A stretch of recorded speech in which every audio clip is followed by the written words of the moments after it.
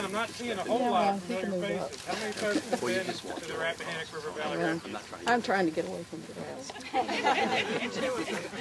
right, well, I can see we've got some outreach work. Well, we're glad you're here now.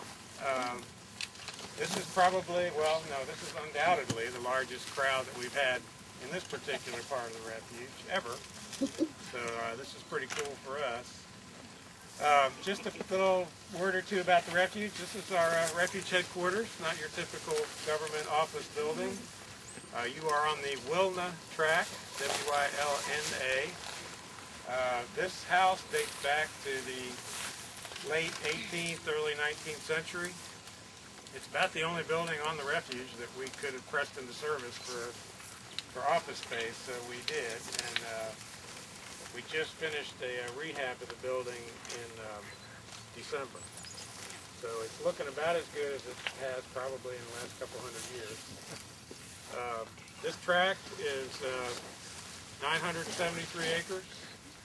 We have a total now of about 8,500 acres on the refuge that we're protecting, both in fee ownership and conservation easement protection. We were established primarily for migratory bird conservation with a focus on our friends the bald eagles. This stretch of the Rappahannock is probably one of the most important places in the entire mid-Atlantic for bald eagles. And I'm not making that up. I heard that straight from Brian Watts and Mitchell Bird. You know what they're talking about. The eagles focus in on the bountiful food supply in the river, both fish and in the winter, wintering waterfowl are down here by the tens of thousands. So it's sort of a unique situation for bald eagles where we have our resident Chesapeake Bay population that are breeding right now. And then in sort of toward the end of May, we'll start to see birds coming up from the southeast to spend the summer here. A lot of immature birds who have just fledged down in Florida and other places in the southeast will come up to the Chesapeake Bay region, spend the summer. And then in the winter, we get birds coming down from New England and the Maritimes because of the frozen conditions up there. So they come down here pretty much tracking the waterfowl migration.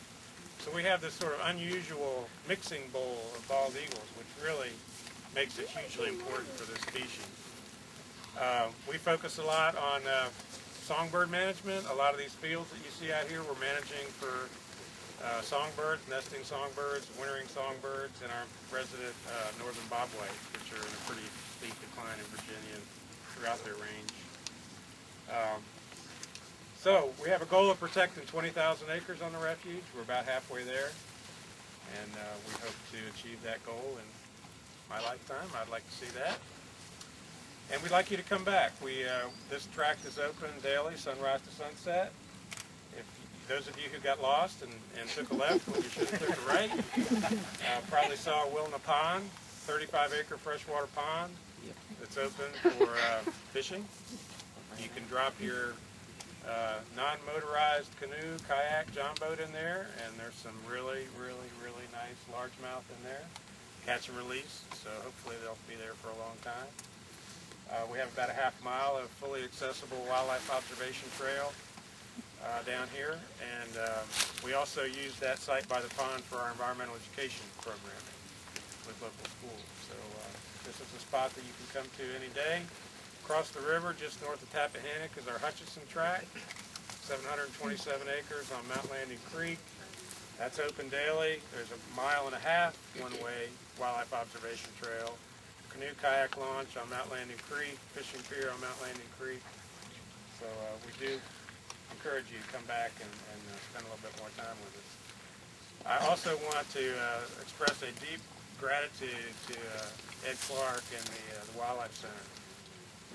We end up, unfortunately, with a fair number of injured bald eagles and other wildlife, but a lot of bald eagles throughout the year, and it's just so great to have a high-quality place where you can take them, to have them assessed and hopefully, like this bird, rehabbed and released back into the wild. That's a great thing for us to have, and we are very, very grateful to the Wildlife Center for performing that service.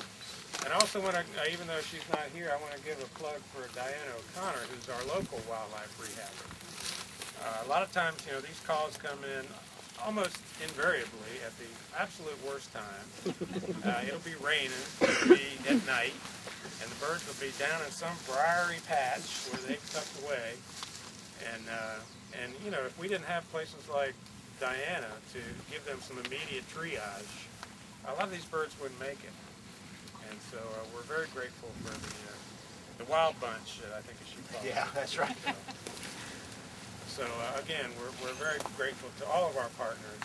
We're all in this together, and I know that the fact that you all are out here and that you've driven, probably some of you a pretty good ways, you're in it too with us. So we look forward to your continued support as we work to conserve our nation's wildlife.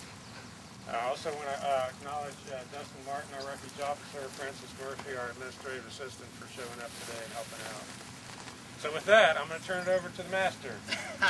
Well, he's not here, but I'll make it anyway. Well, good morning, everybody. And Joe, thank you for hosting us again and being such a good partner with us.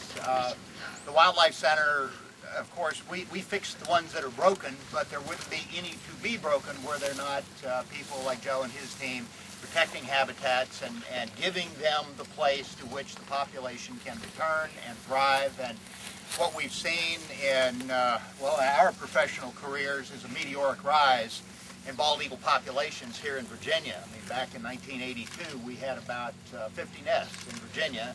Today, the estimates could be as much as 750 nests, with as many as 100 of those west of the Blue Ridge Mountains. And they have not even yet all been surveyed. We know where a bunch of them are, but we're constantly finding new nesting sites. And those are not traditional nesting sites. Part of it is that the habitat here in Tidewater, Virginia, that was once full of bald eagle nesting habitat has been replaced, or has been converted. Now those habitats are full of human habitat. Human homes, human developments, farms, fields, and what was once the perfect place for the eagles, it's now pockets like the refuge system that give them their sanctuary. So it's all a group effort, I assure you, and nothing that the Wildlife Center does, and honestly nothing that the refuge system does, would succeed without public support. And I mean, this is your tax money at work, and I can tell you that there are very few things in which your money is better spent than in the National Wildlife Refuge system. A lot of you don't really know us or know me, so let me just kind of start from the beginning. How many of you have never been to an eagle release before? First eagle release. Oh, good. We've got rookies. How many of you have been to more than 5? A couple. So the people who have been to more than 5 know what the rookies are in store for, and whatever you think it is, it's going to be better than that, no matter what happens. And it's almost certain to be unpredictable.